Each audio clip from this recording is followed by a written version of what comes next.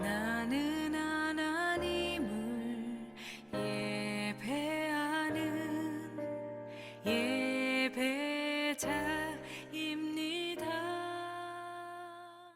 천국 비유 시리즈 세 번째 시간입니다. 우리가 첫 번째 씨 뿌리는 자 비유 말씀을 보았고요.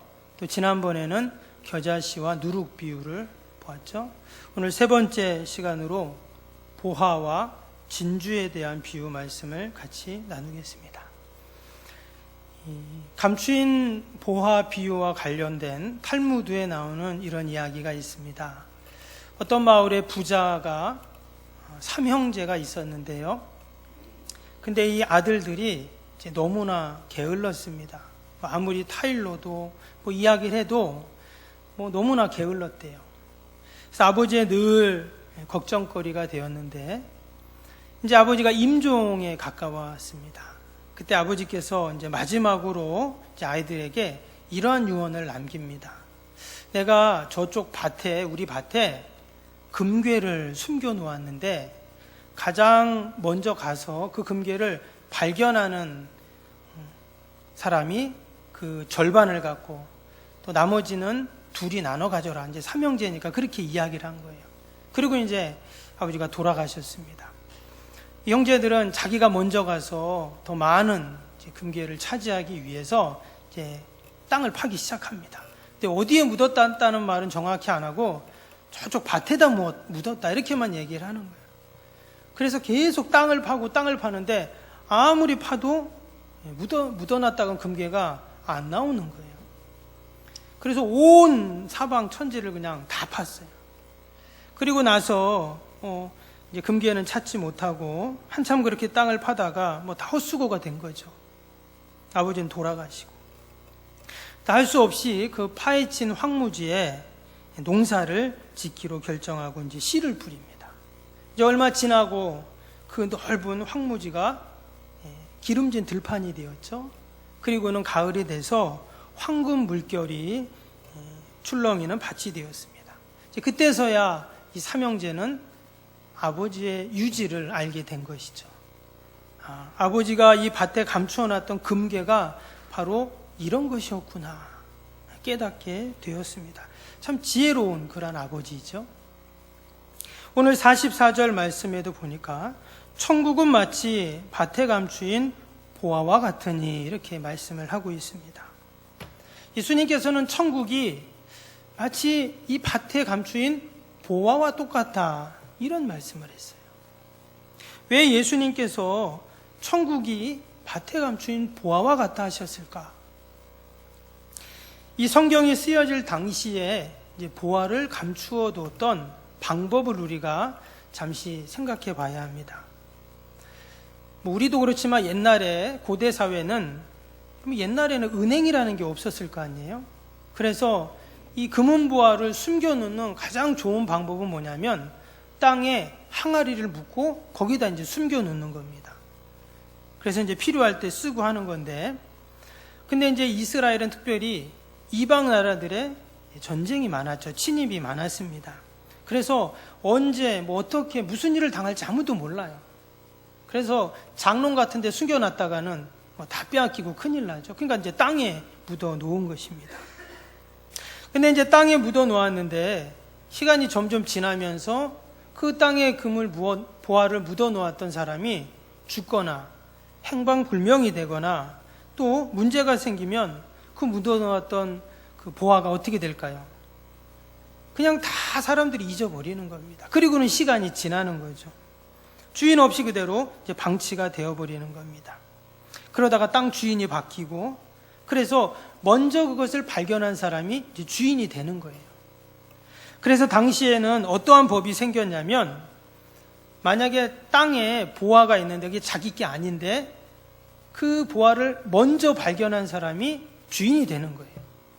그런데 그 땅 주인이 또 있을 수 있잖아요.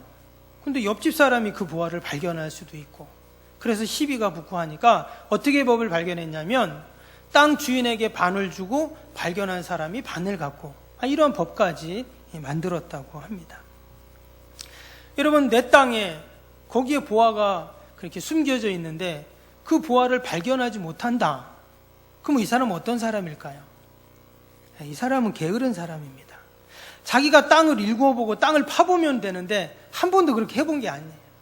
그래서 다른 사람에게 시키거나 아니면 종들을 시켜가지고 그렇게 뭐 파종을 하거나 추수할 때 땅을 일굴 때 발견하게 되는 것이죠. 그래서 게으른 주인은 자기 밭에 보화가 숨겨 있는데도 찾지를 못하는 거죠. 예수님께서 지금 마치 천국을 이런 밭에 감추인 보화와 같다, 이렇게 지금 말씀을 하고 있습니다. 그러면서 당연히 그 보화를 발견한 사람, 밭 주인이 아니라 지금 오늘 말씀해 보면 일하는 사람이, 하루 품을 팔아서 일하는 사람이 밭에 가서 일을 하러 왔다가 지금 보화를 발견한 것이잖아요. 그 사람이 지금 보화를 발견하고 어떻습니까? 오늘 44절 다시 한번 보면 이 사람이 이를 발견한 후 숨겨두고 기뻐하며 돌아가서 자기의 소유를 다 팔아 그 밭을 사느니라. 말씀드린 것처럼 원래는 어떻게 해야 돼요? 내 밭이 아니니까 내가 발견했어도 반은 주인 것, 반은 발견한 사람께 된다 했잖아요. 근데 이 사람은 머리를 쓴 겁니다. 발견해놓고는 다시 다 덮어버려요. 그리고는 어떻게 해요? 아무한테도 말을 안 합니다. 그리고 집에 가서 이제 돈을 모으기 시작하는 거예요. 있는 돈 없는 돈 다 모아가지고 그 주인을 찾아가서 내가 이 밭 사겠다, 지금 이렇게 한다는 거예요. 그러면 주인은 어떨까요? 주인은 갑자기 일하던 사람이 밭을 산다고 하니까, 그것도 터무니없는 더 많은 돈을 주면서 밭을 산다고 하니까 아마 그 밭주인은 그렇게 생각할 거예요. 이 사람 참 어리석구나, 바보 같다, 그러면서 얼른 그 밭을 팔겠죠. 그러나 그 밭에 감추인 보화를 발견한 사람은 어떻습니까? 사실 정반대죠. 그 밭을 발견한 사람은 누구한테 말도 못하고 너무 기쁜데 바보 취급을 당해도 어때요? 당연히 그 밭을 살 것입니다. 왜? 그 밭의 가치를 이제 발견했기 때문이죠. 오늘 45절에도 이제 진주 장사 비유가 나오는데요. 이 또한 마찬가지입니다. 오늘 45절 다시 보시면 45절에 또 천국은 마치 좋은 진주를 구하는 장사와 같으니 극히 값진 진주 하나를 발견하며 가서 자기의 소유를 다 팔아 그 진주를 사느니라. 이 사람은 진주를 팔러 다니는 장사인데요. 팔기도 하지만 자기가 사기도 하죠. 근데 어느 날 보니까 극히 값진 진주를 발견을 했습니다. 그러니까 자기가 가지고 있는 모든 소유 진주를 다 팔아서 그 값진 진주를 지금 산다 하는 거예요. 왜? 그 극히 값진 진주의 가치를 그가 알기 때문에 그런 것이죠. 밭에 감추인 보화나 또 값진 진주를 사는 사람이나 다 마찬가지입니다. 아마 다른 사람들은 그들을 보면서 이 바보같이 비싼 가격을 주고 이거를 왜 사지? 이렇게 생각을 할 수가 있어요. 그러나 천국 비밀이 바로 이렇다는 것입니다. 예수님께서 산상수훈 말씀하실 때 구하는 자에게 주시고 찾는 자가 찾고 두드리는 자에게 열릴 것이다, 이렇게 말씀해 주셨어요. 즉, 이 밭에 감추인 보화나 값진 진주를 산 사람은 어때요? 그들 마음속에는 그러한 늘 간절함이 있었다는 거예요. 예수님께서 이렇게 찾는 자가 반드시 찾는다고 말씀하시고 또 나를 간절히 찾는 자가 나를 만날 거라 말씀하시고 마태복음 11장에 보면 천국은 어떤 자의 것이냐고 했냐면 심노하는 자의 것이다, 이렇게 말했어요. 그러니까 간절히 그것을 원하고 열심을 내는 자에게 하나님께서는 그 천국 복음의 문을 활짝 열어주신다 하는 그러한 말씀이죠.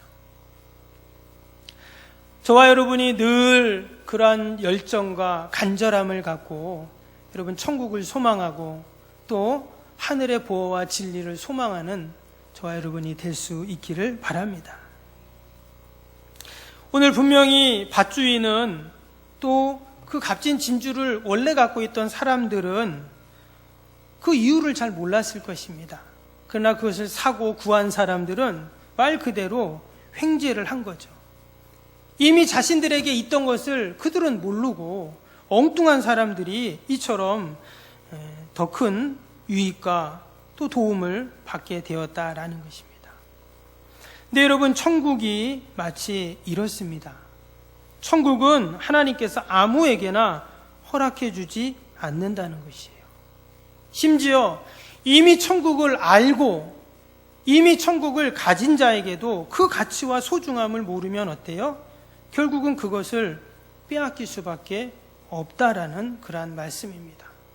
반대로 대가를 지불하면서라도 열정을 다해서 사람들에게 어리석다 바보 소리를 듣더라도 그것을 자기의 것으로 소유하려는 이러한 소망과 믿음을 가진 자에게 하나님께서는 천국을 주신다고 말씀하십니다.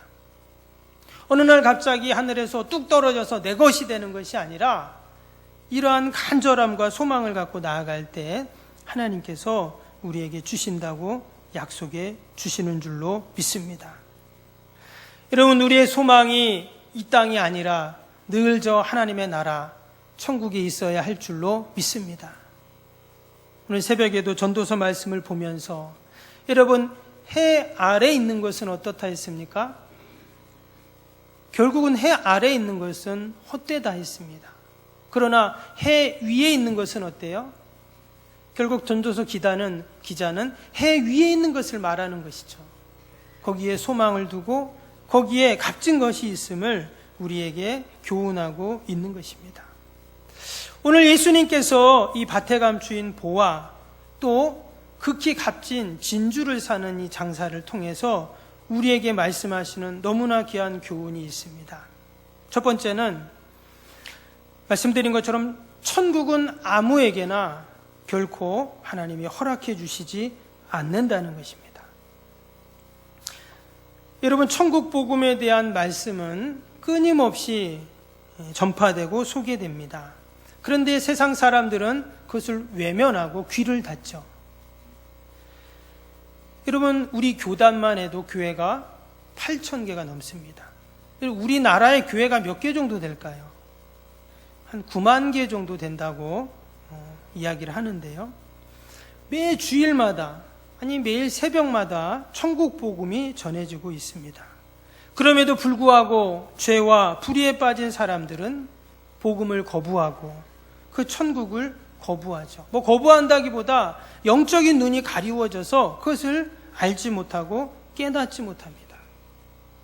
그런데 하나님께서 저와 여러분들에게 은혜를 베푸셔서 우리에게는 늘 천국에 대한 말씀을 사모하게 하시고 그 천국을 우리가 소망하게 하시고 또 그것을 누리면서 이 땅에서 살아가게 하신 것이 여러분 은혜이고 복인 줄로 믿습니다. 지난번에 10분의 1자 비유 때도 나왔지만 위에 11절 말씀에 뭐라고 했습니까? 11절 한번 보시면 마태복음 13장 11절에 대답하여 이르시되 천국의 비밀을 아는 것이 너희에게는 허락되었으나 그들에게는 아니 되었나니 그랬습니다. 또 13절도 보세요. 그러므로 내가 그들에게 비유로 말하는 것은 그들이 보아도 보지 못하며 들어도 듣지 못하며 깨닫지 못함이니이다. 아무리 천국 이야기를 해도 그들이 알지도 못하고 듣지도 못하고 깨닫지 못한다. 이렇게 지금 말씀을 하고 있어요. 근데 이것은 운명론적인 이야기가 아닙니다. 그들은 안 되고 우리만 알고 듣는다. 이 말이 아니에요. 이 말씀 속에는 오늘 밑에도 보세요. 43절에 뭐라고 했냐면 9절에도 나오지만 천국 복음을 귀 있는 자들은 들을지어다. 이런 말씀이 나와요. 귀 있는 자들은 들을지어다. 이 말이 무슨 말이냐면 적극적으로 들으라는 거예요. 그것을 받아들이는 부분은 우리의 몫이라는 것입니다. 에이, 천국이 어디 있어? 죽으면 끝이지. 그러면 그 사람에겐 끝이라는 거예요. 그 사람에게는 아무런 은혜도 부스러기도 없다는 겁니다. 그런데 마치 그 가나안 여인, 수로보니게 여인이 귀신 들린 딸을 고치기 위해서 예수님 앞에 매달리잖아요. 그러면서 뭐라고 합니까? 맞습니다. 그러나 개들도 그 주인의 상에서 떨어지는 부스러기를 먹지 않습니까? 하다못해 하나님의 부스러기 은혜라도 나에게 좀 주세요. 그랬더니 예수님께서 그 여인에게 큰 은혜와 복을 베푸셨죠. 여러분, 천국이 그런 것입니다. 천국이 어디 있어? 죽으면 끝이지. 그 사람은 죽으면 끝인 거예요. 그러나 늘 천국을 소망하며 우리의 영적인 귀를 열어서 그 천국의 복음을 듣고 그걸 내가 간직하고 이 땅에 있을 때도 천국을 누리며 또 하나님의 부름을 받아 천국 갔을 때 영원한 복락을 누릴 그 천국을 우리가 소망하면서 살면 우리는 늘 천국 백성으로 사는 줄로 믿습니다. 마가복음 10장에 보면 부자 청년 이야기가 나오죠. 어느 날 그 부자 청년이 예수님께 왔어요. 어떻게 하면 영생을 얻을 수 있습니까? 예수님께 묻게 됩니다. 그때 예수님이 뭐라고 하시냐면 마가복음 10장 21절에 예수께서 그를 보시고 사랑하사 이르시되, 이 말은 예수님께서 그를 너무나 사랑하셔서 천국 복음을 얘기해 주셨다는 말이죠. 이르시되 내가 아직도 한 가지 부족한 것이 있으니 가서 내게 있는 것을 다 팔아라 가난한 자들에게 주라. 그리하면 하늘에서 보화가 내게 있으리라. 그리고 와서 나를 따르라 하시니, 그 청년이 이야기를 듣고 어떠한 반응을 보이냐면 22절에 그 사람이 재물이 많은 고로 이 말씀으로 인하여 슬픈 기색을 띠고 근심하며 가니라. 지금 예수님께서 그 청년에게 천국 복음을 말씀해 주셨는데 그 청년은 어땠습니까? 그 이야기를 듣고는 슬픈 기색을 띠며 근심하며 갔다고 이렇게 얘기했어요. 똑같은 천국 복음이 어떤 사람에게는 슬픔의 이야기로, 근심의 이야기로 예수님을 떠나는 이야기가 됐다는 거예요. 저와 여러분은 천국 복음을 소망하며 주님 전으로 달려나오고 말씀을 들을 때마다 늘 우리 마음에 기쁨이 있고 하늘의 평강으로 충만한, 여러분, 이것이 은혜이고 복인 줄로 믿습니다. 혹시 우리 중에 또 예배 드려야 돼, 지겨워, 또 말씀 들어야 돼, 이런 분은 없을 줄 믿습니다. 그럼 마가복음 10장의 부자 청년하고 좀 비슷한 거예요. 그러나 내가 늘 예배 드리고 싶고 예배 자리에 나오고 싶고 말씀을 들을 때 하늘의 진리를 깨닫게 되고 또 용기가 생기고 지혜가 생기고 성령으로 충만해지고, 여러분, 이것이 하나님이 나를 택하시고 또 나와 함께 하시고 은혜를 베푸시는 복인 줄로 믿습니다. 오늘 이 밭에 감추인 보화를 발견한 사람, 또 값진 진주를 발견한 사람은 어떻게 했습니까? 자신들의 소유를 다 팔아가지고 지금 그것을 샀습니다. 이 말은 무슨 말일까요? 결단했다는 말이에요. 그 밭에 감추인 보화를 보고도 에이, 내 것도 아닌데 밭주인이 있잖아.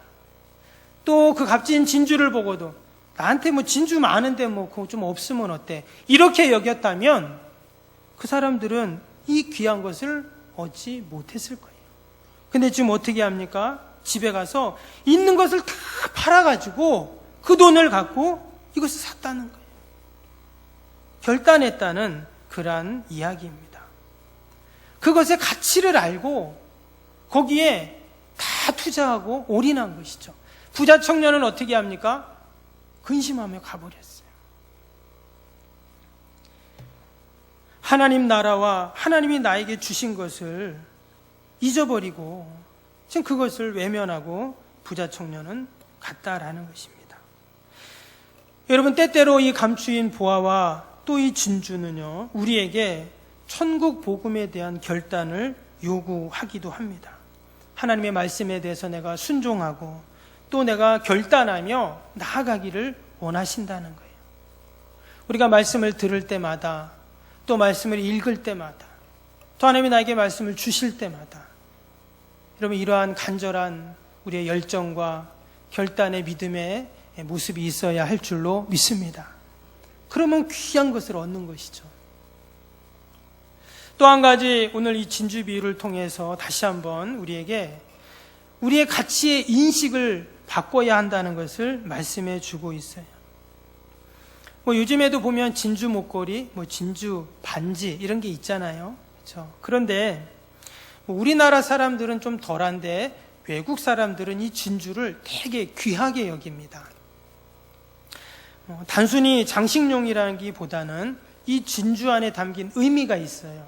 그래서 진주는 순결과 정결을 상징합니다. 그래서 15세기부터 이제 다이아몬드를 가공하는 기술이 발달되기 전까지는 결혼을 할 때 이 진주 목걸이와 진주 반지를 서로 그 예물을 교환했다고 해요. 왜? 정결과 순결을 상징하는 그러한 보석이기 때문에 그렇습니다. 여러분, 진주가 만들어질 때 어떻게 만들어집니까? 조개 속에 모래나 이물질이 들어가면 조개가 분비물을 보내가지고 그것을 이제 감싸가지고 진주를 만드는 거잖아요. 여러분, 조개살이 얼마나 부드럽습니까? 거기에 모래알이 하나 들어간다고 생각해 보세요. 고통이죠, 조개한테는. 그래서 이 진주를 만드는 것은 고통을 상징합니다. 진주가 크면 클수록 이 조개는 그동안 많은 인고의 시간과 고통의 시간을 가졌다는 것이죠. 그런데 여러분, 그 진주가 다 만들어졌을 때 어때요? 너무 이쁘죠. 요즘에는 공장에서 인공으로도 만들기 때문에 더 이쁜 진주도 만드니까, 빛나는 진주도 만드니까 그런가 보다 하지만 정말 옛날에는 이 진주는 가장 값진 것이었습니다. 왜? 시소성 때문에 그렇죠. 깊은 바닷속에 들어가서 그 진주를 찾아와야 되니까 당연히 비쌀 수밖에 없습니다. 때문에 아무리 많은 진주가 있어도 가장 큰, 가장 영롱한 진주가 최고의 진주인 거예요. 절대 비교 불가한 그러한 진주인 것이죠. 근데 오늘 예수님께서 천국이 마치 그런 값진, 극히 값진 진주와 같다라고 말씀합니다. 이 말은 다른 것과는 비교할 수 없다는 거예요. 천국을 다른 것과 비교할 수 없습니다. 아브라함은 일평생 자신이 살았던 고향 땅을 떠났죠. 모세는 바로의 궁정을 떠났습니다. 예수님의 제자들은 그들의 생업인 배와 그물을 내려놓았습니다. 사도 바울은 예수님 때문에 다른 모든 것은 배설물과 같다, 이렇게 이야기했습니다. 그들이 왜 이처럼 그동안 붙잡았던, 또 살아왔던 그 중요한 것들을 다 내려놓을 수 있었을까요? 마치 극히 값진 진주 장사와 동일합니다. 너무나 귀한 가치 있는 것을 발견했기 때문이에요. 결국 그들이 그 귀한 가치 있는 것을 붙잡았을 때 어떤 일이 일어나죠? 아브라함은 믿음의 조상이 됩니다. 또 젖과 꿀이 흐르는 가나안 땅을 선물로 받게 됩니다. 예수님의 제자들은 천국 복음을 전하는 그러한 하나님의 전도자들이 됩니다. 하나님 나라를 위해서 더 가치 있는 것을 선택했을 때 하나님은 그들에게 이러한 선물을 주셨다라는 것이죠. 자신의 있는 모든 소유를 다 가져다가 그것을 산다는 것은 쉬운 일이 아닙니다. 그러나 그것의 가치를 알기에 그것을 가질 때 그는 가장 최대치의 기쁨을 누리게 되는 것이죠. 예수님이 이 땅에 오셨을 때도 당시의 사람들은 예수님을 인정하지 않았습니다. 그래서 요한복음 1장 11절에 보면 자기 땅에 오매 자기 백성이 영접하지 아니하였으나 라는 구절이 있어요. 예수님이 이 땅에 오셨을 때 사람들은 그 예수님을 영접하지 않습니다. 왜? 값준 진주인 것을 몰랐기 때문에 그런 것이죠. 그러나 결국 예수님께서는 세상에 가장 귀한 진주셨고 보석이셨고 그 예수님을 붙잡은 자들은 결국 천국을 소유하는 그러한 은혜를 받았는 줄로 믿습니다. 여러분, 존 번연의 철로 역정을 한번 읽어보셨을 것입니다. 요즘에는 아이들도 읽을 수 있도록 만화로도 나오고 또 영화로도 그렇게 나와서 어떤 교회에서는 이 철로 역정을 보여주기도 하대요. 저도 한번 기회가 있으면 저희 교회도 한번 이 애니메이션으로 나온 철로역정을 한번 같이 영화를 보면은 좋겠다 하는 생각을 해봅니다. 거기에 보면 주인공이, 결국 그 주인공은 존 버년을 이야기하는데요, 이 사람이 기독교적인 우화입니다. 거기에 보면 크리스찬이라는 주인공이 나와요. 그 사람이 자신의 인생을 돌아보면서 진리를 찾아 순례길을 떠나게 되죠. 그는 멸망의 도시에서 태어났지만 거기에 머물지 않고 참 진리를 따라 그렇게 여행을 하게 됩니다. 때로는 수렁에도 빠지게 되고 좁은 문을 통과하기도 하고 또 빈무덤을 가보기도 하고 또 골짜기, 사망의 골짜기, 허영의 시장, 또 절망의 성, 여러 것들을 그는 거치고 지나 수많은 고난과 또한 고통의 장소들을 지나서 결국은 진리를 깨닫게 되고 하늘의 도시, 천국에 이른다 하는 그러한 내용입니다. 근데 거기에 보면 그 친구가 나와요. 신실과 소망이라는 친구가 나오는데 이제 함께 또 중간에 함께 여행을 합니다. 근데 어떤 마을에 딱 갔는데 거기에 장사하는 사람들이 뭘 사라는 거예요. 그럼 우리는 안 삽니다. 그럼 여기 왜 왔냐? 우리는 살 것이 따로 있습니다. 그래요. 그럼 뭐냐 그랬더니 우리는 진리를 사기를 원합니다. 이런 말을 합니다. 진리를 찾는다는 거예요. 여러분, 우리의 인생은 어찌 보면 진리를 찾아가는 인생이죠. 왜냐? 참된 진리를 모를 때 우리의 인생은 방황하게 되는 것입니다. 근데 참 진리를 발견하고 그것이 내 삶의 중심에 있을 때 우리의 삶은 늘 천국과 같은 삶을 살게 되죠. 여러분, 참 진리가 무엇입니까? 하나님이 우리에게 말씀하신 하늘의 진리, 여러분 천국 복음인 줄로 믿습니다. 오늘 말씀에 나온 그 감추인 보화 비유와 이 값진 진주의 비유처럼 여러분, 우리의 소유를 다 팔아서라도 참 진리인 이 천국 복음을 우리가 꼭 간직하고 소망하고 때로는 결단하면서 우리가 지켜가야 할 그러한 가장 귀한 복음이 바로 천국 복음인 줄로 믿습니다. 이미 저와 여러분이 이 천국 복음을 갖고 있죠. 우리가 이것을 늘 기억하면서 누리면서 믿음으로 살아가야 할 줄로 믿습니다. 그럴 때 하나님께서 저와 여러분들에게 늘 하늘의 은혜로 평강으로 충만케 하시는 그런 은혜를 누릴 줄로 믿습니다.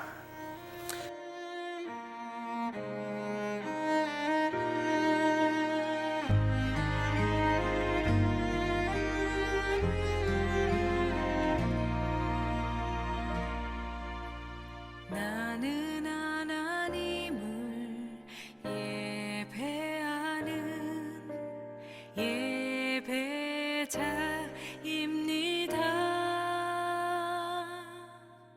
내가 서 있는 곳 어디서나 하나님을 예배합니다.